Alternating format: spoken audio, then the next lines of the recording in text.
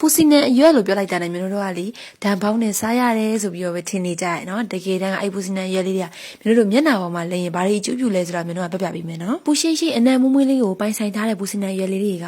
ချွေးပေါက်တွေကိုပွင့်စေတယ်ဗတီရီယာတွေကိုဖိရှားပေးတယ်ဝက်ရှန်တွေကိုလည်းခြောက်ပြီးတော့အနာကျက်မြန်စေပါတယ်ရှင်အရေးပြားကိုအာဟာရစုပ်မှုကောင်းအောင်လို့လည်းလှုပ်ဆောင်ပေးပါတယ်ရှင်ဝက်ရှန်နဲ့ဝက်ရှန်ကြောင့်ဖြစ်တဲ့အမဲဆက်လေးတွေကိုတတ်တာစေဖို့လို့ပူစီနာကိုရေဒါမှမဟုတ်ပြားရည်နဲ့ရောပြီးတော့အသုံးပြုလို့ရပါတယ်ရှင်ဘယ်လိုလုပ်အောင်လဲဆိုတော့မျိုးတို့ပူစီနာကိုပေါ့နော်10ရက်15ရက်လောက်ကိုတေချာတန့်စင်အောင်တန့်ရှင်းပါတန့်ရှင်းပြီးတော့ရင်ကြိတ်ချေပြီးတော့ရင်မျိုးတို့ပေါ့နော်ပြားရည်ဒါမှမဟုတ်ရေကိုပေါ့လက်ဖက်စားစုံတစ်စုံနဲ့ရောပြီးတော့လေအပေါ်မှာပေါ့နော်10မိနစ်15မိနစ်လောက်လိမ်းထားလိုက်ပါပြီးသွားပြီဆိုရေနွေးလေးနဲ့ကြက်သိန်းနွေးလေးနဲ့လေစိတ်ချပေးလို့ရပါတယ်ပြားရည်နဲ့ဆိုရင်တစ်ပတ်ကိုတစ်ချိန်လုပ်လို့ရပါတယ်ရေနဲ့ဆိုရင်နေ့စဉ်လုပ်ပြီးလို့ရပါတယ်ရှင်ဒီလိုမျိုးလေးပုံမှန်လုပ်ပေးမယ်ဆိုရင်မျိုးတို့ပေါ့လေဒီဝက်ရှန်နဲ့ဝက်ရှန်ကြောင့်ဖြစ်တဲ့အမဲဆက်လေးတွေကိုလုံးဝတိတာပြီးတော့တက်တာလာပါလိမ့်မယ်ရှင်ခုလိုမျိုးအလုံးရှုပ်တာကြီးတွေမလုံးရှင်ဘူးဆိုရင်တော့ပူစီနာကိုအဓိကထားပြီးထုတ်လုပ်ထားတဲ့မျိုးတို့ရဲ့ဝက်ရှန်အမဲဆက်အစီဖူးတွေကိုလုံးဝ